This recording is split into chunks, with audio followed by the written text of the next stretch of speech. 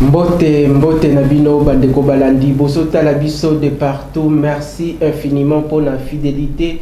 Oyo bo réserver les biso na mokolo lelo pona kosolola politique na lingala ndenge tolembakate kosolola bongo na lingala ezali likambo ya sonité parce que lingala ezali parmi les 4 langues nationales ya mboka o ezali bongo ko symboliser identité culturelle individuelle et collective. Boye bien été comme d'habitude rendez-vous dominical. Il y a chaque dimanche, il y a émission, il y a Babola émission na bino population. Bozota la biso na Mitendi, bozota la biso na Sangamamba, bokota la biso na commune ya Kinshasa, bozota la biso na Barumbo, bokota la biso na Lingwa na 4 coins ya capitale, surtout spécialement dans le 26 provinces de la République démocratique du Congo. Tout ça ensemble, surtout pendant cette période de la crise sécuritaire qui traverse l'est de la République démocratique du Congo. Tous à la solidaire vis-à-vis de l'institution de la République démocratique du Congo. Baimbo Katokutani, dimanche Yalelo, 21h pour la politique na lingala. Ndenge boko tala biso na ngonga oyo ba ke émission rediffusion na yango ekozala lobby déjà lundi à partir de 14h. Abonnez-vous massivement sur notre page Facebook et puis sur notre chaîne YouTube Kinactu TV parce que nous sommes une église au milieu du village. Nous accompagnons toutes les institutions de la République démocratique du Congo. Exceptionnellement, comme d'habitude, ndenge boyebi na panza sekele to yambela kabino ba oyo bakenda bongo sango. Ba oyo ba ko vendre image ya mboka ba oyo bazali bongo na mayele baza aussi ko apporter un plus ya o bayebi po na mboka na biso ekende liboso na tina na yango. L'autre fois boyelanda qui est bongo na le peuple d'abord kasi dimanche ya lelo alobaki non moi na mapinga le peuple d'abord ndenge na yoka ki yango chaleur et lekana ki moi makasi yango lobité lokola naza consultant maison naza partenaire ya Kinactu TV lirango nazongi lisusu na panza sekele na eba la sola na population actualité politique na lingala biso a tobuka kalokutate toambeli bino monsieur le bourgmestre de la commune de Kinshasa mwana mboka bienvenue mbalibi toyambio na mokolo lelo boni santé na yomoko santé ya babitan nyonso tu ya municipalité ya Kinshasa et puis l'essence il y a volet social le peuple d'abord oyo kondo Etienne Tshisekedi wa Mulumba na lutte politique na ye abandaki kotambola na yango. Est-ce que population aussi tote ba habitants ya commune ya Kinshasa baza ko vivre lobiko ya le peuple d'abord? Matondo mingi papa journaliste merci na yo mapinga yambo na kota na mituna uchotunanga na lingina no kopesa yo mbote na bande konyoso yo ya télévision oyo. Merci mingi pona occasion to libaku malamu oyo pesi ngai na solola na population. Santé nanga eza malamu lokola mutu nzoto eza kolongoni mentalement aussi naza malamu. Population ya commune maire ya Kinshasa bazali malamu mais na mutu no tuni par rapport na volet social.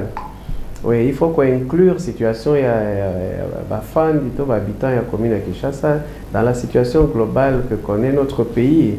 Oui, bitango bitumba ezali ndenge ezali na est ya mboka na biso ezoko bouger makambo ebele priorité ekomi mingi na côté ya bitumba poto kokako zongisa mabele na biso province ya Nord Kivu province ya Sud Kivu o eza sous occupation ya Rwanda na ba supplétif na ya M23. Alors ezo sala mwa kokoso na o etali ya kobika ya population ya République démocratique du Congo en général mais aussi ya commune ya Kinshasa en particulier.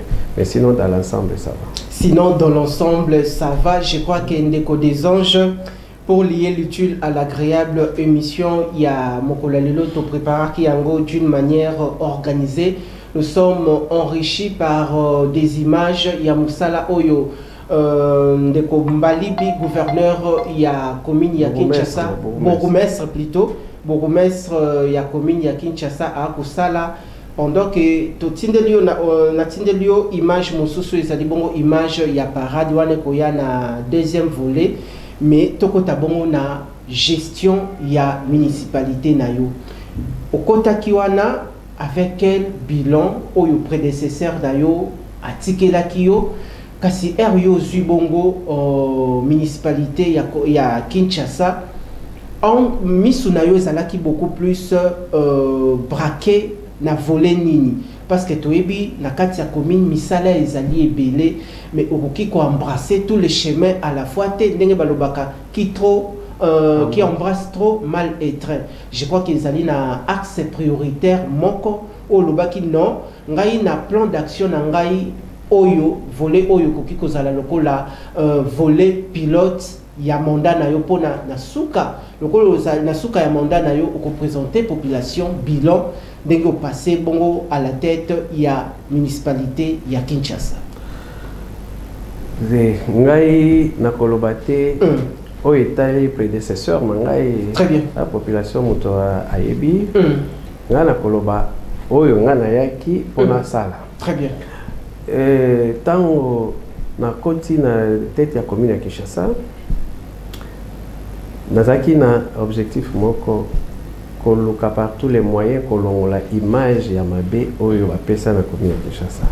C'était vraiment ma préoccupation parce que na lobakango chaque fois ce que vous avez en dehors de la commune à Kinshasa, batuni au vana commune ni olobika na vana commune à Kinshasa, réaction liboso kaka ozo vana na commune la plus sale de la capitale. Alors, imaginez vous avez nommé au bourgmestre na commune au batbazo qualifié la commune la plus sale. Objectif principal les alliés koluka par tous les moyens, pas comme la première commune ya ville à Kinshasa, mais du moins elongwana nous na qualificatif wana ya commune la plus sale. C'était ça mon objectif principal et mon cheval de bataille au Nazoko Bonda. Et les préoccupations na ezaki sous enrichi tango mokonzi mboka yambaki biso na epandeli mandat na biso ba bourgmestre ya ville à Kinshasa a yebisi biso que ndé na nommé bino c'est avec deux principales missions. Qu'on lutter contre l'insécurité, dans la commune, et qu'on lutter contre l'insalubrité, donc assainir la commune. Et donc, il faut renforcer les préoccupations. Donc, depuis la côte, nous avons deux secteurs, sans négliger le secteur de l'administration de la mission. Je crois que moi namboka Daniel Bumba topesi mbote sika Zalina Kolistier naye moi namboka Ediye Limolangio azali bongo vice-gouverneur ya ville ya Kinshasa bino bozali bongo oyo bazali bongo ko accompagner la vision initiée par le gouverneur de la ville de Kinshasa et son vice-gouverneur. Merci tozali bongo ko pusana. Chaque gouverneur oyaka à la tête ya ville ya Kinshasa surtout à un projet essentiellement basé na assainissement comme on a mis ça là na assainissement mais to quitter nous la ville de Kinshasa dans sa totalité awa ezalinde likambo mabele to kosola o etali bongo commune ya Kinshasa mais to comme on a dans les années passées tout le monde qui na commune ya Kinshasa ezalaki ba terrassé ezalaki cureté ba poubelle par-ci par-là. Mais de quelle manière, en un clin d'œil, en un temps record, au arrivé, n'attend déjà au Yosali, sur le côté avenue, comme on a terrassé, ça dit bongo curé, au côté, comme on a bongo, il y a aussi des poubelles, où ils allaient qui parsemés par-ci par-là, ils allaient bongo kolongwa. Politique ni managériale, ou mettre en place, n'a volé beaucoup plus d'assainissement pour l'automona, l'homme du terrain. Pourquoi aussi l'homme du terrain? Merci Mingi, merci d'abandi na dernière partie la question. Très bien. L'homme du terrain, nga moko na mipesa kité kombo wana.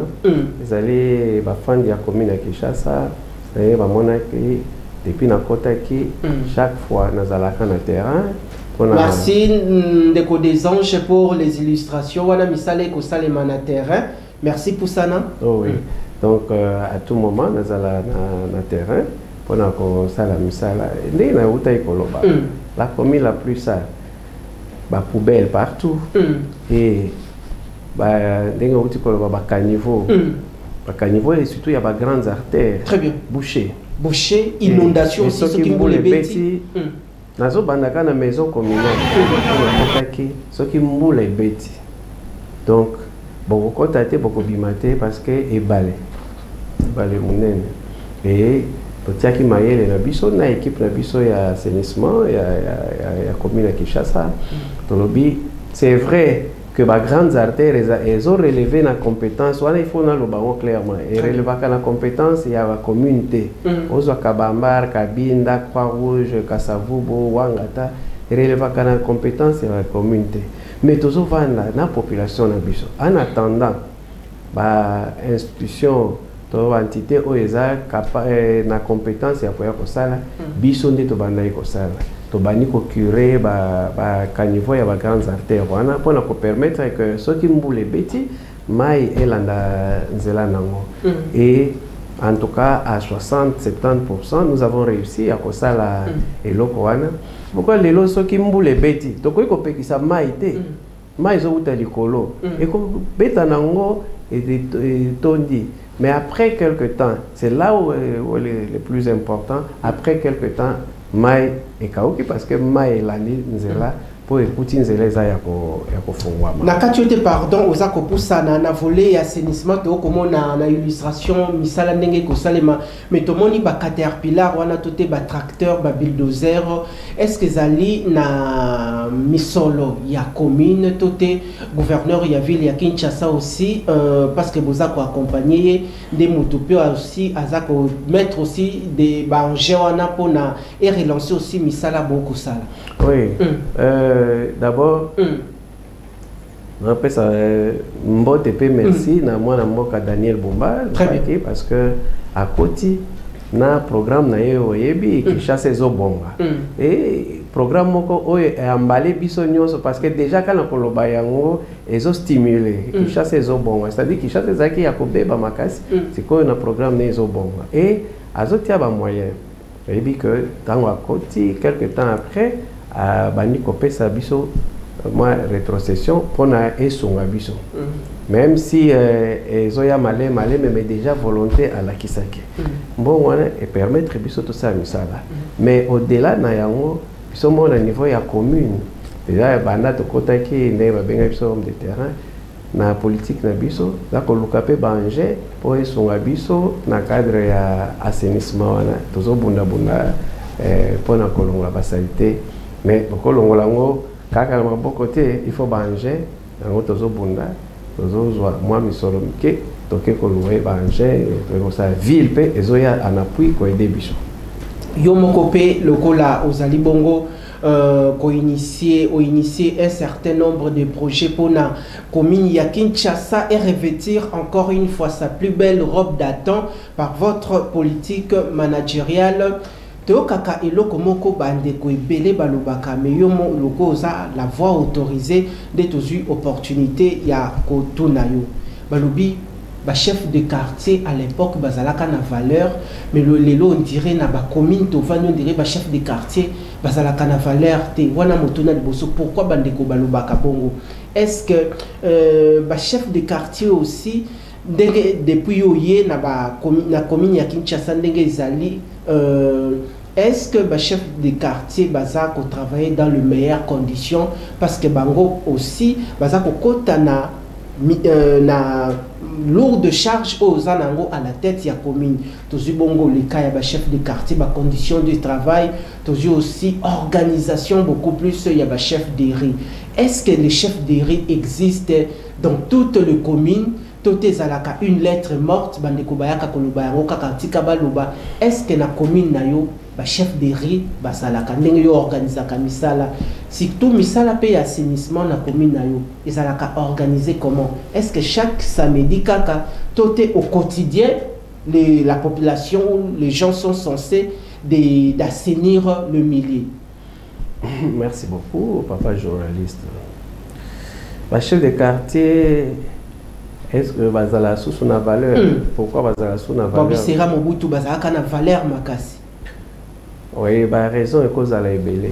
Mais il y a un lobby que mutu ye moko il faut amiper sa valeur. Mutu ye moko. Parce que batex ezali oyo ezoko régir fonction ya ba chef de quartier. Très bien. Et il faut que chef de quartier ye moko d'abord amitia na esika na ye. Ba bengi ye chef ya quartier. Quartier c'est une entité administrative. Donc il faut amiper sa valeur. Na misu ya ba administrer na ye.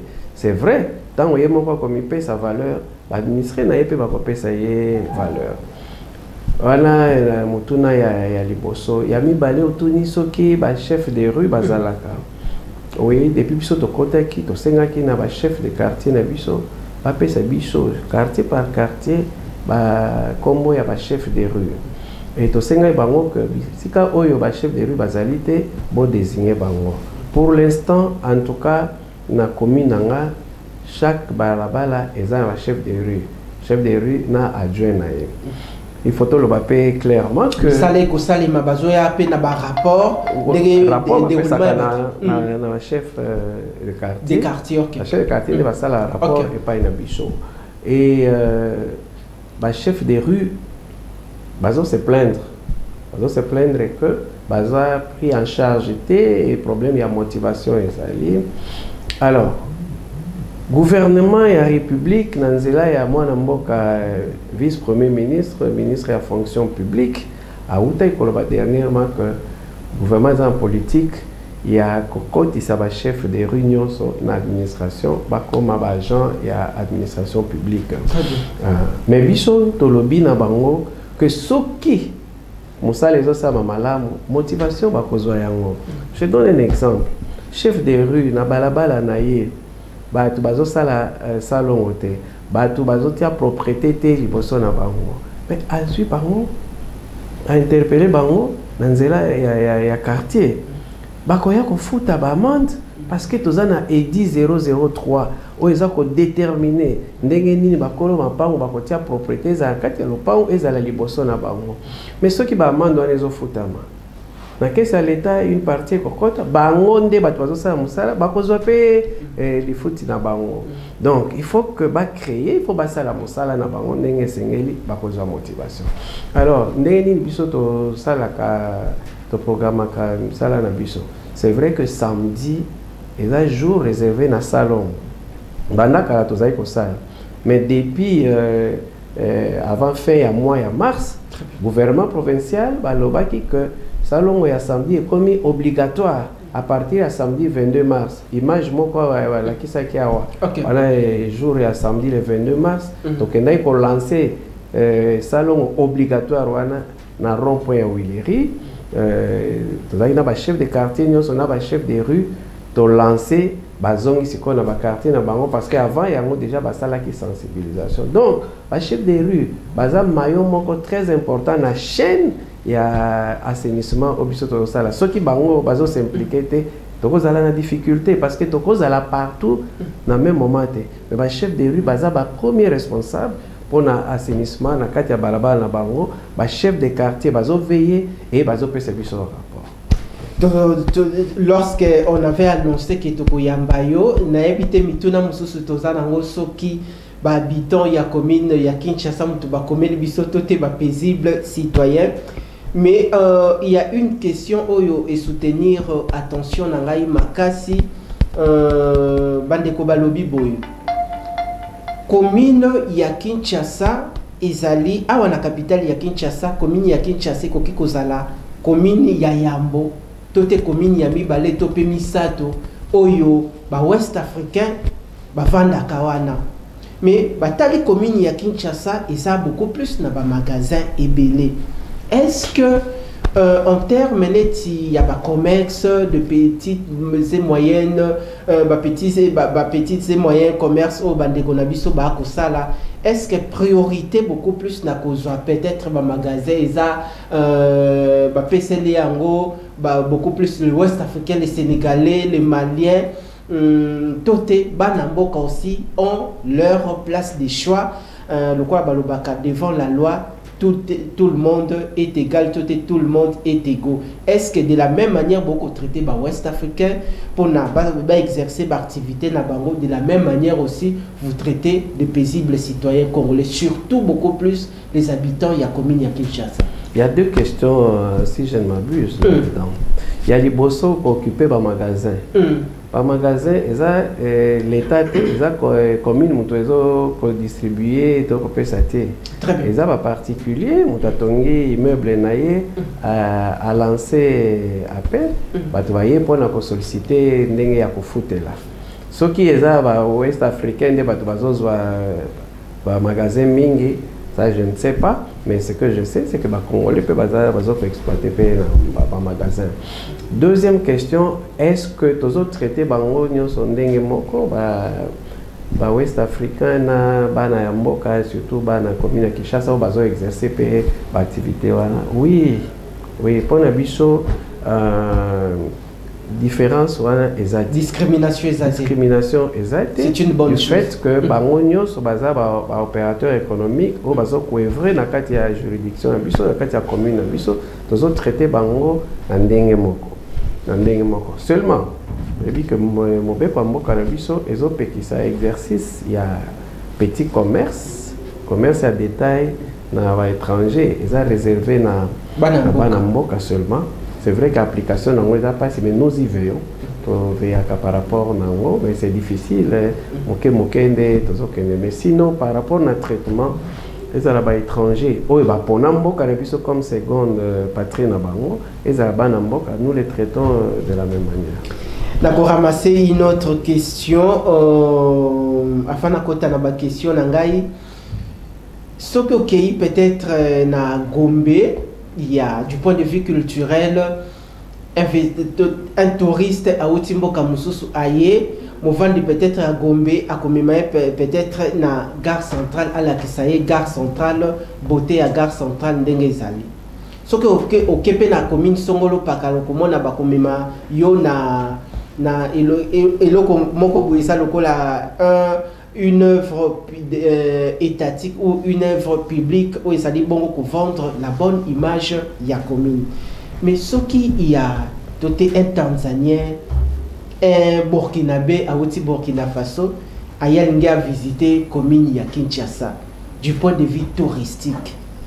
Où il s'agit la valeur de la commune de Kinshasa, il y a Liboso, mais c'est le bourgmestre à Kolakiseni pour vendre l'image de la commune. Merci Mingi.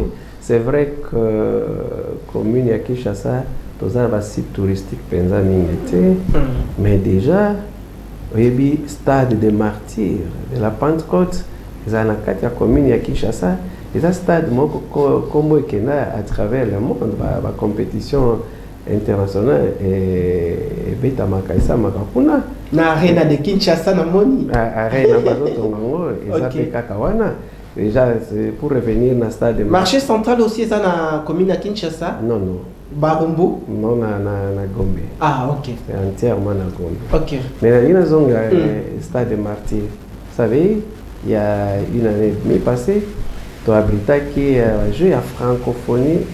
Un grand événement à la fois culturel et sportif.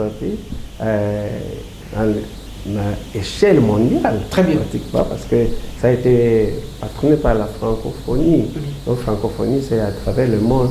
Mais ça a eu lieu où? Principalement au stade de Martyrs, dans la commune de Kinshasa. Et tout le monde qui était venu, parce que j'étais toujours présent là-bas, c'est ma commune. Dans toutes les activités, avec les officiels. J'étais là d'ailleurs. Si je savais que cette question allait venir, j'allais vous donner les images. Okay. La cérémonie d'ouverture, le premier jour, les comités qui a accueilli les chefs de l'État n'étaient composés que de 4 personnes, dont moi, le bourgmestre de la commune de Kinshasa. 4 personnes. 4 personnes. Oui, il y avait le ministre des Sports. À l'époque, c'était M. Kabulo. Il y avait les directeurs des Jeux de la francophonie. Il y avait madame, les responsables de l'Organisation internationale de la francophonie, et moi, le bourgmestre de la commune de Kinshasa. C'est nous 4 qui avons reçu les chefs de l'État. Et la délégation Nyon Sobayaki, c'était émerveillé.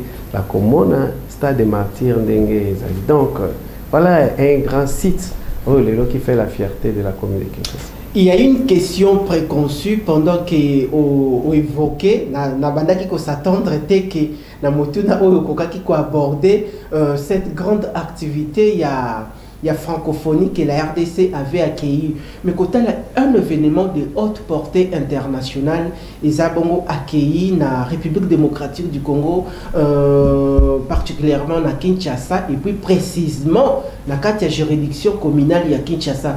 Pour Nayomoko Mukambi, et le rappel et l'obélakaonini, les hommes passent, les institutions restent. Événement s'est déroulé dans les meilleures conditions. Combo ya Congo, ils ont vendu à l'extérieur.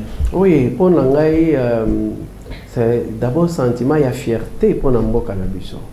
Personne ne s'y attendait. Même dans les médias internationaux, et puis retransmise en direct. En direct. Chez France 24, TV5 Monde. Mais tout à fait.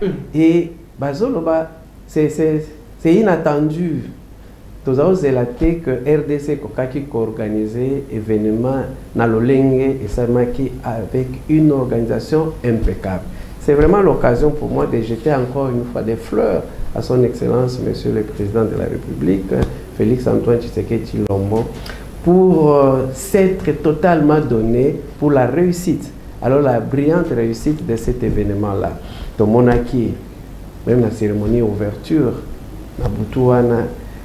et une cérémonie haute en couleur, mais tous sous na RDC na Kinshasa comme ils sont à Los Angeles. Mais voilà, donc c'est resté gravé dans les annales. Il y a le monde entier, il y a francophonie, puis il y a Mboka Nabiso. À l'époque, le chef de l'État, du président de la République, Félix Antoine Tshisekedi Tshilombo, un événement de haute en couleur et Samaki. Mais aussi, à l'époque, il y a bourgmestre bienvenu Mbalibi, il y a commis à Kinshasa, des événements, l'histoire va trop. Très bien. Voilà.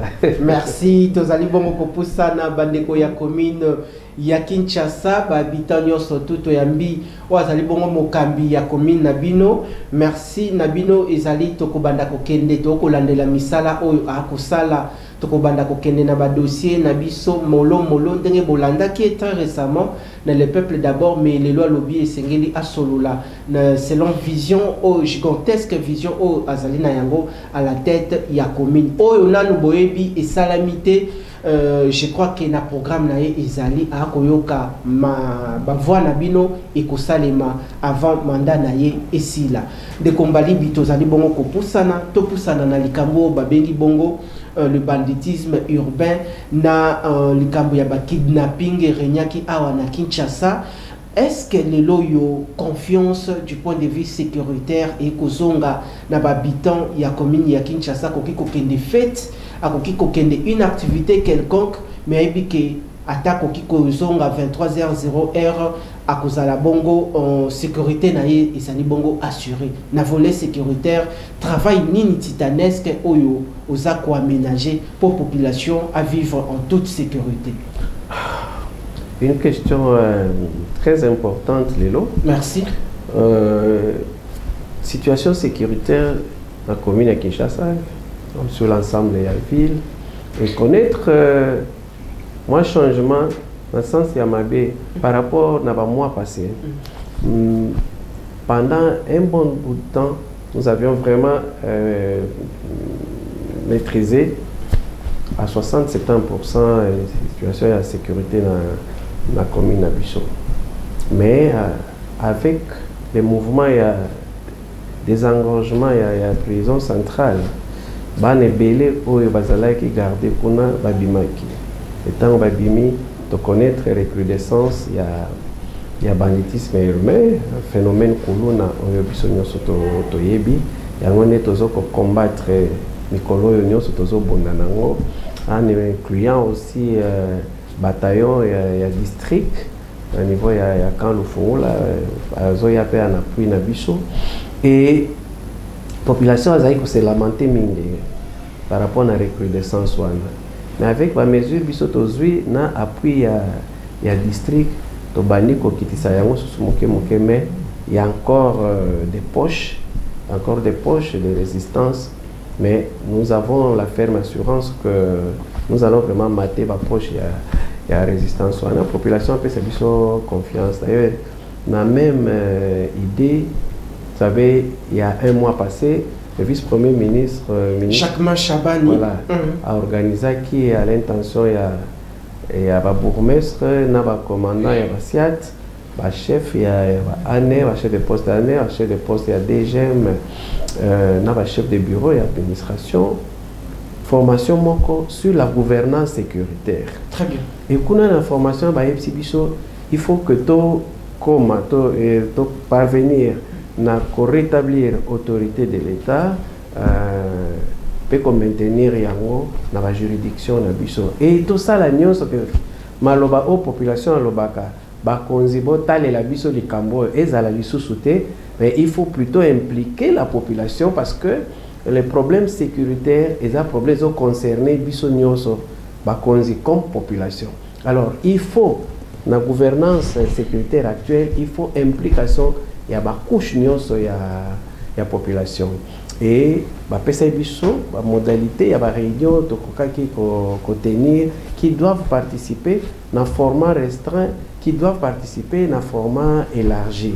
Dans format élargi, vous avez validé d'opinion, vous avez la couche de la population, c'est ainsi que même la semaine qui s'achève ici, dans la commune de Kinshasa, nous avons organisé la réunion.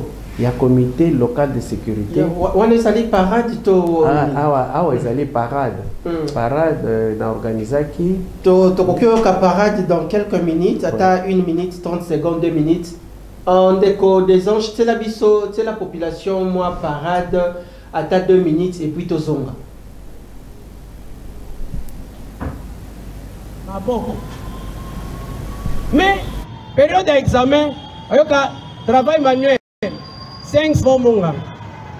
Travail manuel, 500 francs. Mon salaire, il y a ma beaucoup. Il y a 500 francs, on a 8 sur 10. Le travail manuel. La même chose comme salon. Si on a tout un bateau, on paye 500 francs, on a un salon. Quand on paye 500 francs, ça a été ça liboso na yo. Policier a koya kolongola pour 500 francs na yo. Nous nous rabaissons. Tous les commis qui disent à un niveau, moko ya se makasi bandeko. Vraiment. Bandeko bazana ba pratique wana bakoki kotika yango. Ça nous avilit, ça nous diminue. Imaginez, ndenge vice-gouverneur na gouverneur balekaki pour na kobenga na batu. Mais le cas lelo otala. Ndenge bokasa ezongi. Ndenge kasavubu ezongi bateki. Mais sous la barbe de la police, j'ai même des vidéos où ils sali passe na motema na kasavubu. Vous voyez vraiment des policiers bien identifiés. Dans ma vidéo, wana bazo leka na ba vendeur wana bazo senga mbongo. Donc une façon ya koyebisa bango bo vanda na bino bo pesa biso mbongo bo continuer bino koteka. Mais tout retombe sur qui? Sur l'autorité municipale. Biso pe toza besoin mbongo. Bokassa en lui-même regorgé, je crois, 4 ou 5 pavillons dans le marché à Kato. Kasavubu 2 ou 3 pavillons. Mais le pavillon est koufi en termes de mbongo, de perdre. Mais puisque c'est l'instruction de l'autorité, je ne peux pas me permettre de vendeur, de vendre, de défendre. Non. Nous exécutons l'ordre de l'autorité. Mais moi, à mon niveau, comment je vais exécuter cet ordre-là? C'est en les... Et merci Nabino Tozongi pour lier l'utile à l'agréable, pour comprendre ndenge misala ezali bongo ko salema wana ezali bongo côté à sensibilisation, message vraiment un message très fondamental, très intéressant. Wana ezala qui na circonstance nini tomonyo ko passer un message ya sensibilisation pour na ko revenir sous conscience ya bateau à l'ordre.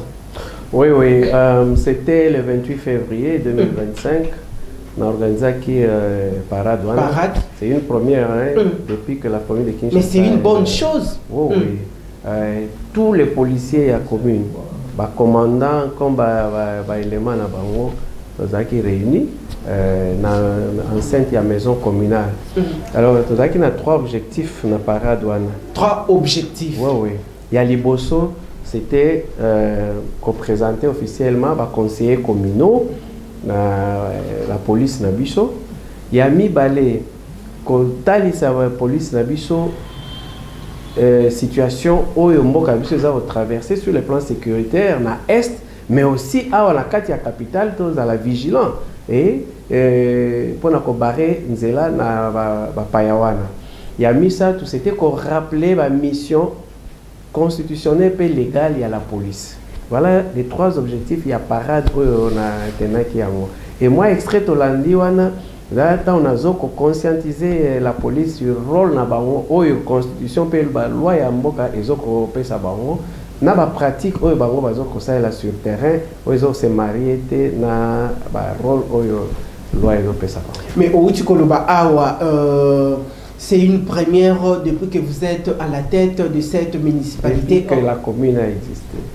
Depuis que la commune a existé. C'était les témoignages même de la population. Depuis que yo sawana mais depuis que la commune a existé. Mais et ça c'est étonnant. Est-ce que parade oyo organisé d'une manière élargie, à chaque fin du mois, on va organiser de parade aussi, c'est aussi une manière de évaluer nous c'est une idée au PSI. Nous allons mûrir cela. Et moi, je crois que les amala mingi. Ce qui est au sala yango, to banosala yango si qu'on a niveau à quartier. Très bien. Na quartier moko to sangani avec la police.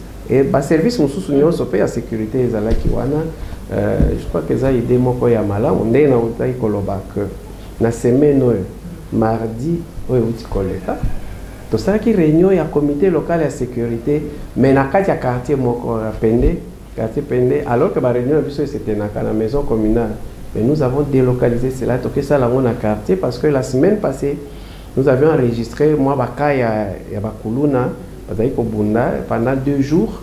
Alors nous avons préféré tenir réunion à comité local de sécurité dans le quartier avec la couche sociale, les leaders d'opinion, les sportifs, les chefs de rue, tout le monde était là dans la réunion, mais c'était vraiment très bien. Bon, on a été image la routine de la même. Merci. Je crois que dans une émission prochaine, après la consultation nationale, Togokotana Volewana, mais retomber ni aujourd'hui après parade oyo, retomber nango. Après parade, nous avons un changement quand même dans la changement processus. Il y a un policier. Vous savez que ça ne viendra pas comme par un bâton magique, hein, mais après parade, je crois, les 3-4 samedis à Bassalongo, de plus en plus à pratique, il y a 500 francs, ils ont quitté vraiment au niveau de la police. Puis la mission, la patrouille, ils ont boutou, bani kozonge la yango pour rassurer la population quand même dans la sécurité. Mais moi, changement est à Kokota. Changement est à Kokota. Autre question. Tout le monde a un siège institutionnel. Au monde a peut-être Mokondi ou Azaliwana à la tête Nayango. À Kolata Kitoko veste aussi bien. Au monde a peut-être bureau, il y a l'État. Tout est bâtiment, il y a l'État. Langue, et comme on dirait, langue, il y a 1945. Mais les lots, ceux qui ont voir même drapeau il y a l'État, au comment un drapeau à l'État, ils ont peut-être déchiqueté, drapeau ils ont kokatana. Mais nga yipé na sa moto yo, na ya ça la comme investigation avant tout ça la émission. Na beta ki moi tout, na constaté, na palpé du doigt, nous sala nini oyo ko sala mais libanda ya maison communale, na moni langue na yango jaune, rouge et puis bleu. Drapeau ya mboka mais na bois qui peut miso na ngai na drapeau o ezala kawana pa air misala e bandaka na moni drapeau eza ya kokata na te bâtiment eza na couleur ya sika mais pourquoi bureau na yo moko bâtiment ezali bongo propre misala kokende bien drapeau eza déchiqueté politique nini yoza komema est-ce que au quotidien vision il y a chef de l'État tout est dans chaque siège il y a ba institution à l'État bon pour emboîter les pas où le chef de l'État a initié. Mais c'est tout à fait normal. Toi français tel père tel fils. Tel fils. Et chef de l'État a une vision les peuples d'abord. Mais les peuples d'abord, il faut se manifester dans la dimension nyonso. Mais il faut se manifester, mais ceux qui volonté en les athées. Bon, dans le lobby, tel père, tel fils. Ok. Il y a la vision du chef de l'État et la volonté de bien faire, ezali. Il y a mis balai, ils ont le goût du beau. C'est vrai que parfois ça demande des moyens, mais moi j'aime le beau, hein, le goût du beau. Alors, ce n'est quand même pas normal que place Bissot aux Sala, ne fût-ce que peinture, il n'y a pas mal. Et Tiamaté, bâtiment, ils ont la évité comment on décrit, non. On a ça la passe mingi, bandaki déjà, pour ça là, je crois au Moni, la même chose. Donc, le drapeau vraiment, il y a malamuté, or il y a lembo, ils ont tali sambo cannabis. Emblème yamboka. Donc, il faut changer yango, n'engue ça qui constate. Monique Wisso Panza Sekele tout ça la kabongo ba investigation. Merci bandeko nyonso to botindi ba question na ndenge mwana mapinga ndeko Richard Nawej mopandisa ngona bino d'investigation boyoki ndenge monsieur le bourgmestre auti bongo ko répondre mais avant to kota bongo ba travaux ya ba consultation nationale oyo eza en cours où ils allaient bon se poursuivre, conduite de maître par le conseiller spécial du chef de l'État en matière de sécurité, le professeur Casimir Eberande Kolongele. Nakokende bongo mbango po nakotuna bongo Motuna, je crois qu'il y a un certain nombre de projets ont initié et allaient bongo poursuivre son bon nombre de chemins, mais la difficulté nini au connaître nakati il y a gestion na yo toté à la tête, il y a gestion na yo la difficulté nini aux allaient bongo connaître et puis nini oyo selon vision na yo et sengeli yo sala mais tisi koyo osana nous au komina au arrivé na nous kosala yangote et puis nini et okoki kosenga na gouverneur ya ville ya Kinshasa et puis ba député provinciaux toté mokambié moko le chef de l'État pour na atteindre vision na yo. Merci beaucoup. Le projet est belé. Le projet est belé. Déjà est belé. D'intérêt commun. Oui, pour l'intérêt à commune de Kinshasa. Mais vous savez, on dit toujours en français, une bonne volonté sans moyens, et quand il y a un vœu pieux, difficulté à mener les moyens, surtout les moyens financiers, les moyens logistiques. Nazala na Kanisi, il y a pour ça là jardin, il y a bien. Bah jardin. Oh oui, espace moko vert na commune de Bichon. Notamment l'espace pendant des triangles, moni na rond-point Willery. Rond-point Willery, oui. Parce que commune de Kinshasa, ils ont un espace vert. Il faut moi, et le moko ya bien, moi art moko ya bien, et permettre à tabana na biso ba ya. Moi, un lieu touristique. Voilà. Ba pasakatan na ba samedi, ba dimanche. Ok. Vous avez besoin, il y a un bâtiment moko polyvalent pour la commune de Kinshasa. On a déjà une maquette, tout ça déjà une maquette et ce sont les moyens qui font défaut. Tous les bêtes à la porte. Tout ça on a besoin de changer totalement l'image de la commune de Kinshasa pour qualifier la commune la plus sale. Et pour cela, je crois que ceux qui communent na biso lelo et qui kozala na ba moyens logistiques, notamment ba véhicules et assainissement, parce que la commune de Kinshasa produit beaucoup d'immondices à cause de moi marché nango marché Zigida, espace Tipka, marché ya Kato. Bato bazo uta na 23 communes, bazo ya pour na moi marché wana. Mais ils viennent pas comme des petits saints. Tant bazo ya bazo tike la biso ba saleté. Et donc commune à Kinshasa ils ont mérité et ça moyen logistique ya makasi, ba véhicule ya assainissement, ba engin ya menene la tracteur. Ils ont permettre qu'à tout moment, ils ont assainir pour te rendre vraiment salubre commune à Bisso et Kinshasa. Tout ça, ça nécessite des moyens. Donc, ce qui demande, moi, il y a les bossons à que ne fût-ce que pour honorer commune, ou ça comme bonne ville. C'est quand nous avons une commune maire à Kinshasa, c'est parce que ça comme bonne ville à Bisso. Pour honorer la commune, on va doter Bisso, attendre 2 véhicules, ben. Oui, il y a na tracteur. 2 véhicules ben, na tracteur. Na tracteur moko et permettre biso vraiment tout ça la y a assainissement et malam.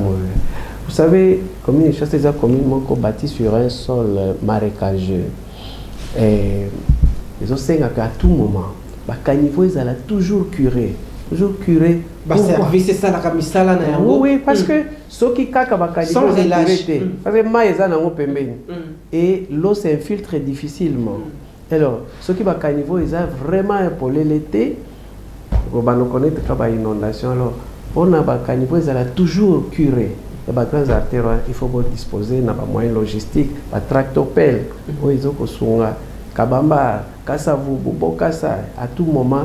Toujours curé donc la difficulté toujours en moyen financier, en moyen logistique, mais aussi mentalité à la population. C'est pourquoi toujours tant ébélé, il y a sensibilisation à la population qui a vécu pendant autant d'années dans la valeur va changer la façon pour commune qui pose. Relation na binomoko entre Bourgmestre et la commune ya Kinshasa parce que vous allez bon au nombre de 24 chaque commune azali bongo na bourgmestre na ye et puis adjoint na ye. Est-ce que binomoko bozali na organisation na binomoko oyo boza bien structuré boko tala vilango pe tokoki kokumba yango lolenge nini? Est-ce que bo ça na cadre moko bokutanaka entre bino bo discutaka ba chaque bourgmestre a komima makambo eza na commune na ye boko discuter boko apporter aussi des contributions pour na bo conduire aussi cette ville et kende kitoko parce que boko tambusa aussi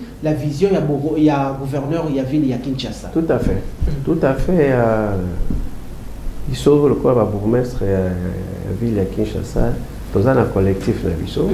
Tokutanaka vraiment une fois le mois. To discutaka na ndenge ba commune biso eza okende liboso ezotambola pardon et ba idée tuna mutazo ya na ba idée ndeni tokoki kosunga gouverneur na biso ndeni tokoki kosunga mokonzi ya mboka. En fait toutes les propositions et dans la coordination na biso mais qui était une coordination provisoire qui n'était pas issue des élections. Tozo formaliser makambo. Je crois que dans 2 semaines ici donc vous avez la structure issue de l'élection au Kamba collectif Nabiso et je crois que comme journaliste vous serez invité à la présentation et à la structure au réseau dirigé collectif Nabiso. Merci déjà. Ville ya Kinshasa eza kopene na situation moko ce qui n'a que à côté bureau na yango ezala kokomona batie bongo maquette ba kotonga un nouveau bâtiment il y a anti-incendie. Totalina nous, au komona mutu moko avandaka peut-être na Mongafula. Mais incendie à munene salemi kuna ya mususu magasin wana ezaka na biloko et batekaka esungaka bongo population. Mais kotala bongo babengi camion ya anti-incendie kolongwa à ville pour na atteindre kuna pendant que moto la situation s'empire population azali bongo la bongo traversé na moi likabo oyo.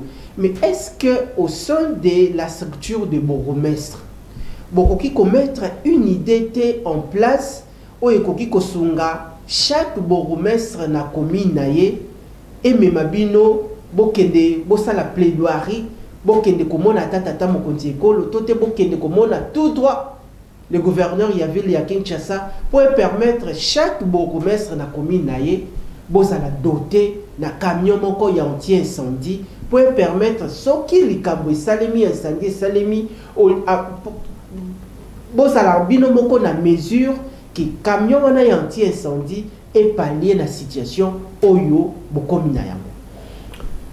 On va aborder une question très importante parce que nous avons vraiment confronté dans la difficulté. Surtout le marché. Oui. La commune de Kinshasa, régulièrement, ils ont connecté l'incendie. Il y a 3 semaines passées, c'était sur l'avenue Louvois, numéro 52, immeuble. Et Joachim Moto. Mais c'est grâce à la bravoure, il y a des jeunes, il y a quartier. Il y a qui maîtriser un camion, camion anti-incendie et comme qui vraiment en retard, juste pour combattre moi, mon moto et en fait, l'idéal c'est ça, et je crois dans le programme même il y a le gouverneur de Bisso, il y a ville, Ezali, c'est une question de temps réunir les moyens, protection civile, et ça est très importante, très importante. Donc nous pensons que dans les mois qui viennent, ville à Kinshasa qu'on connaître les changements à point où la situation va changer. Mais aussi, nous devons attirer attention à la population. L'idée de bougie et de créer un incendie. Normalement, on doit croire que ton immeuble n'a été sans prévoir un extincteur. Très bien. C'est obligatoire d'ailleurs. Parmi les conditions, on va payer ça à Bango. En maintenant, on va solliciter permis de construire. Parmi les conditions, on va payer ça à Bango et à Moa. Vous voyez un immeuble de 2, 3, 4, 5 niveaux. Avec autant de locataires. Mais extincteur exact. Or, ce qui est extincteur, parce que moto ya kambala mon côté brou et banda muke.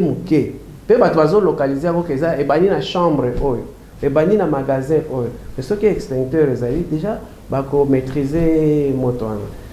Et to solo la ki dernier mana mokonzi na biso, ministre provincial il y a intérieur, sécurité, justice et affaires coutumières à ville à Kinshasa, moi na mboka Thierry Chitenga Kabuya que je salue en passant. Le solo là qui pour tout ça la mosala wana ministère na biso ba commune il y a que contrôler, il y a que imposer que chaque propriétaire ya immeuble a ko somba wa extincteur pour na na immeuble na tout le monde ngome na ba station ya ba essence ko mo na mopanzi wana extincteur ezali soki moto ekoki koya ba maîtriser yango. L'idéal, c'est que les véhicules anti-incendie dans la commune pour permettre d'intervenir à temps, mais déjà, pour prévenir, il faut que les immeubles aient un extincteur pour intervenir au cas où l'incendie est bandit. Une autre question, va à bongo voler à consultation nationale, donc aussi les sayango émission, aussi il y a un roulage. Paix à son âme, roulage de fiston, senda ou à bongo kukufa. L'État congolais a la justice congolaise et la musala nae. Total nan ba Carrefour Swami Bongo na commune ya Kinshasa. Tout le monde a 17h, tout 12h, 13h na Kabamba Rwana na coin entre maison bureau nayo maison communale stade ezapé en face tout le monde a côté wana. On dirait embouteillage à la trop tout soit kalika wana te mais ba Carrefour o esomi bongo na commune ya Kinshasa est-ce que ça a permis sur ça la kaba descente pour na sensibiliser aussi ba roulage au bazali wana parce la musala na bango en toute quiétude parce que mutu na mutu a vaquer librement na ba occupation na merci pour mutu na wana pour la image mais sinon on a pourrait ça. Tu peux aborder en émission plusieurs fois dans la salle à descente mingi surtout na Bokassa Kabamba. Donc les appels non loin il y a marché central place wanande et pose un problème mingi nazo kufunda bande konanga wana te mais parfois baza wana nous avons un chauffeur bazotere mandenge balingi surtout stationnement aussi 16h stationnement moko ya mabe ils ont créé c'est quoi embouteillage et comme c'est là Dieu merci et va kokende bake ko bimati na Kasavubu mais tango ezalaki kaka ke bake na bokasa babaluki baye kozonga wana bakota kabamba baya ko bima Kasavubu mais c'était de la merde na stationnement aussi il y a des konabiso ba moteur ba wewa na barré donc kitaka mingi soki toza na tente mingi na benga commandant na ngai ya SIAT a dépêché ba élément ezala wana croisement ya Kasavubu Kabambar ezala na bokasa wana pour aller épauler ba élément ya police ya circulation routière baza wana po basala musala malamu ba dégager ba mituka pe ba permettre ba stationnement moko ya malamu ezala ya ba camion ezala ya bato ya moto pour ba embouteillage pena ezala te to sala ya to na bandeko nyonso to oyo bazwi libaku ya kotala biso avant aussi ces émissions na ba consultation nationale population na yo ya commune ya Kinshasa nini okoki kolobela bango na mosala to oyo kosala avant to aborder volet ya consultation nationale to kosilisa na population ya commune ya Kinshasa message na kopesa ezali que ba accompagner biso na mosala toza kosala toza vraiment ouvert na ba idée oyo bandeko bakoki komema ba leader ya opinion tout ça oza na likanisi oye porte na biso eza ya kofungwama to échanger total qu'est-ce que nous pouvons faire ensemble nalobaka mindeko moko azaki na mboka biso azalobaka le président de la République n'est pas un magicien seul il ne peut rien mais avec l'appui de son peuple il peut tout ngape nalobi le bourgmestre de la commune de Kinshasa n'est pas un magicien seul ne peut rien mais avec l'appui de sa population il peut tout donc bandeko va accompagner biso na makanisi tout ça ya mibale ezali kosenga bango que biso nyonso to soutenir président ya mboka na ba effort nyonso azosala mpona makambo bitumba mpona ndenge ya cohésion tozokota d'ailleurs makambo consultation to soutenir ba idée wana ya mokonzi ya mboka pe gouverneur na biso na ba effort nyonso azokosala mpona ville na biso nzambe na vie asungaka bato lelo bandeko bakomona yo to ya bio na panza sekele awa bourgmestre ya vie bourgmestre ya commune ya Kinshasa lobi bakomona yo pourquoi pas député provincial pourquoi pas député national pourquoi pas ministre national alors le chef de l'État a convoqué les travaux ya ba consultation nationale totikeli yo 3 minutes au solola na bandeko opposition ba o ba ko traîner encore le pas nini population koki kozela na formation gouvernement d'union nationale oyo avec quel type d'homme quel critérium selon yo matundo mingi pona mutuna wana actualité oyo ezo dominer mboka na biso lelo ezali ba consultation oyo initiée par le chef de l'État au travers ya conseiller spécial na ya matière sécurité mwana mboka professeur Désiré Casimir et Kolongele tomoni bandeko ebele baza déjà koleka ndenge ba programmaki bango mais na point de presse oyo cabinet ya conseiller spécial ya chef de l'État salaki na samedi je crois ezaki le 22 mars balobaki que batu nyonso catégorie nyonso ancien chef d'État ancien chef de corps premier ministre akala tout ça opposition les autres sont en opposition parlementaire, tous en opposition extra-parlementaire, tous en opposition armée. Batu nyonso sengeli baleka na consultation. Batu bazoko bazai koloba naza na ngambo sikoyo ya ba opposant. Bazai koloba non pouvoir oyo eza kaka ngambo moko kaka batu moko. Mais mokonzi ya mboka comme azala toujours à l'écoute ya population ayo kibango. Alors bi situation mboka biso ezo traverser esengeli biso banso to sangana toyokana tozala na kati ya gouvernement moko pour to mettre fin na situation tozana ngo na est ya mboka na biso to relever situation ya mboka na biso. Mais on ne peut pas vouloir une chose et son contraire. Bozai kolela lelo mokonzi ya mboka lobi boya bopesa makanisi na bino totala ndeni tokoye kosala non biso tokoya te toliko participer te na bilan na bango tous mais alors taisez-vous soki bolingo ya te bovanda kimia mokonzi ya mboka na ba patriote oyo balakisi bolingo na bango baye na consultation ba former gouvernement pour combattre situation autoza nango na est.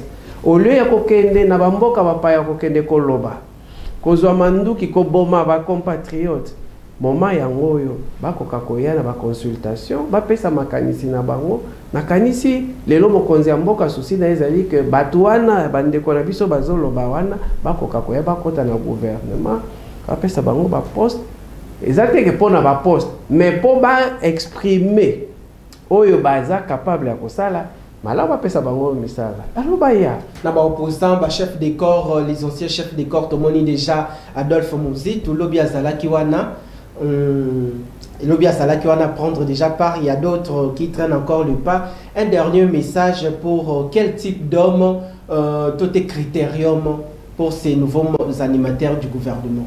Vous savez que les bandes des activités, tu peux ça comme critère, mon code d'ordre général. Normalement, probité morale, conscience professionnelle, et expérience,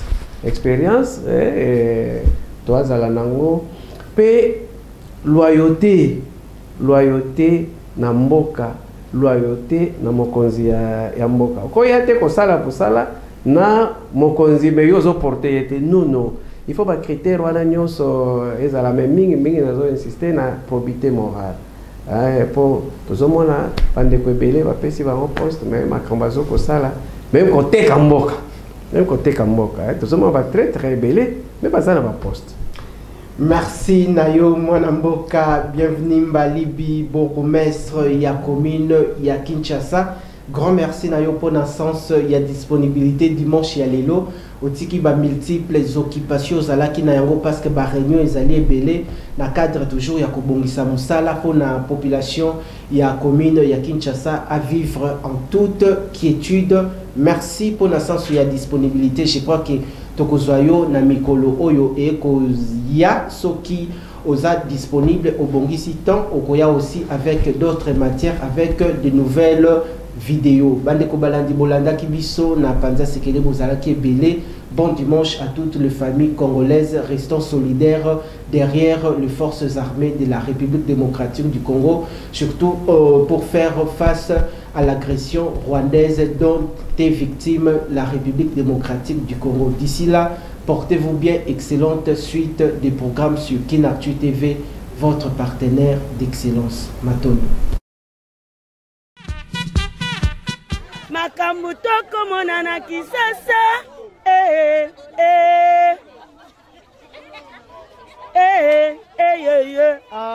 mama